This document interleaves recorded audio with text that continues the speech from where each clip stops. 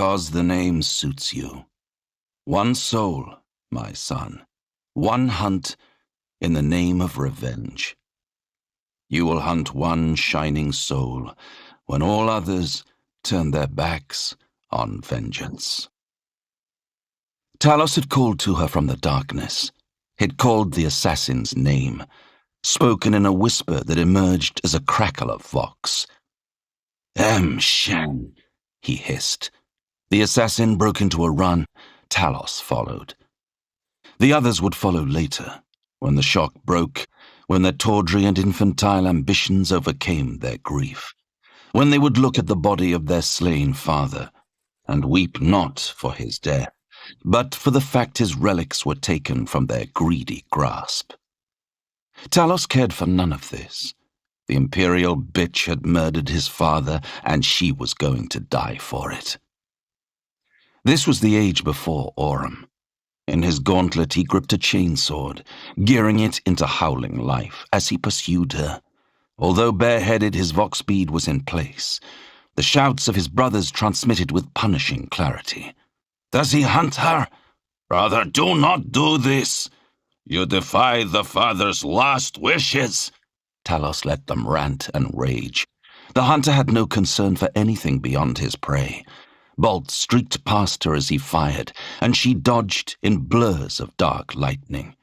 Each bang was a storm's echo within the black halls of the Night Haunter's palace on Sagualsa. The assassin dared a laugh, and well she might. What was alone Astartes to a trained agent of the imperial callides temple? Nothing. Less than nothing. She ducked and weaved and flipped over the bolts. Outpaced with ease, Talos cursed as he slowed to a halt and melted back into the shadows. The hunt was not over. Shen licked her lips to moisten them. The air of Sagualsa was bitter and dry, an effect only magnified by the stilted air within this palace of the damned. Something about this place. It made no sense. Her memory was as close to eidetic as the human mind allowed, yet still she was lost. These black and bone-lined corridors, how they shifted and weaved. Sound carried strangely here. Sometimes it carried not at all. The wall next to her head exploded in a shower of debris. She was already moving, already leaping to the side and falling back into her sprint with infinite grace. She was callides. She was the most murderous art rendered into human form. On and on she ran. Constantly she passed Astartes in their outdated Mark III and newer Mark IV warplate. At the sight of her, these warriors would freeze. Some trembled with a suppressed urge to draw weapons and meet her in combat. She felt their bloodthirst as an overwhelming presence in the air. A few, a rare few, shouted curses at her as she fled past, but not many. These were the stoic sons of a most moribund father. And their gene-sire had died willingly. Still, this most astonishing of developments assailed her thoughts. Fully half of the callides temple, beloved instrument of the god-emperor blood of Conrad Kurz, 8th Primarch, father of the Night Lord's Legion. Here, on barren Sagualsa, within this palatial fortress of onyx and obsidian, of ivory and bone and banners of flayed flesh, she had found him. Willingly, he surrendered his life. She, Shen, was the death of a Primarch. God-slayer, her mistresses would name her. Tremendous weight smashed her to the ground. The Primarch's head rolled from her clutch, her own face smashed against the tiled floor. Stimulants flooded her blood, and she hurled the burden away. Within a heartbeat span, the assassin was on her feet once more, looking back at the Astartes she'd thrown back against the wall. Him again. Talos's own blood burned. His armor squirted fast spurts of searing chemicals into his body, through sockets in his spine, his neck, his chest and wrists. His chain blade shrieked in a series of enraged whines as it cut nothing but air. The assassin weaved aside from each blow, seeming barely to move, her body slipping into the minimal amount of movement necessary to dodge each swing.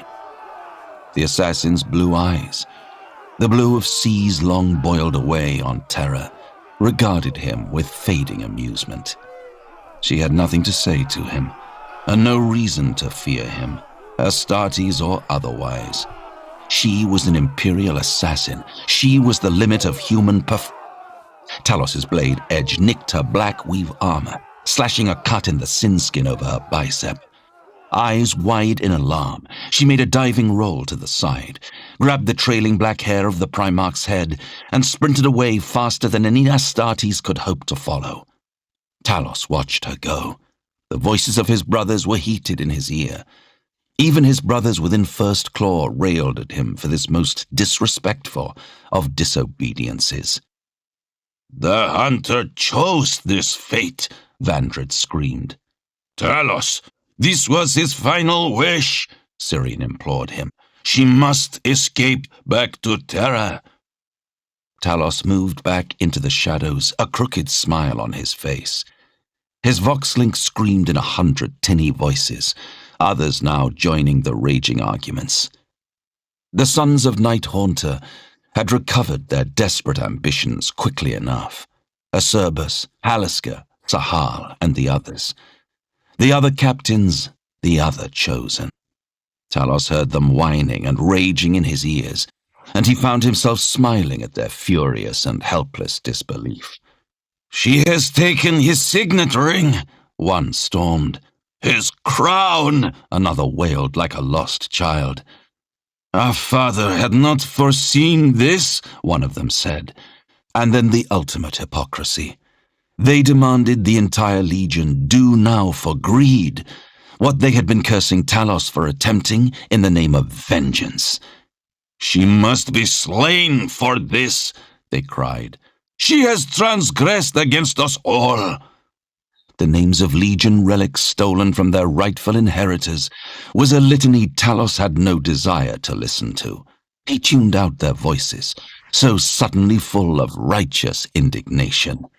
How soon his brethren turned from faith and love in their gene sire to grave doubts. The very same moment they realized the assassin had stolen weapons and relics they believed were theirs to inherit. Such greed, such pathetic, disgusting greed. Talos despised them all in that moment. Never before had the sickening ambition of his corruptible brothers been shown so clearly. And so was born the hatred that would never. The assassin escaped the palace and did so with a parrot to be the first to taste blood, and with it, victory. On board the assassin's ship, Talos ran with the other hunters in his pack. Menials, mortals, servitors, all fell before the howling Night Lords as they flooded the decks from 100 hull breaches. It was to be a day forever imprinted in the annals of Legion history, as well as one held in the hearts of every Astartes present in that moment of denied vindication. As the hunters found her, squads from First Company claiming that honor, a fresh anger broke out across the Vox network. Talos stood in the charnel pit of the crew habitation quarters, surrounded by brothers from the 10th, and the ruined meat of so many mortal crew members. Blood painted the walls, the floor, and the dark fronts of their armor plating. Not a soul would survive the culling of the murderous ship. At first, the reports had difficulty filtering through to the Astartes engaged in the hunt on board. Their blood was up, and the alerts were lost within the chaos of howling voices taking hold of the Vox channels. Talos was one of the first to hear. He powered down his chainsword, tilting his head as he listened carefully. How can this be? "We are under attack," he voxed to the others in proximity, his voice cold, calm, but edged with the taint of disbelief. "We are under attack by the Eldar."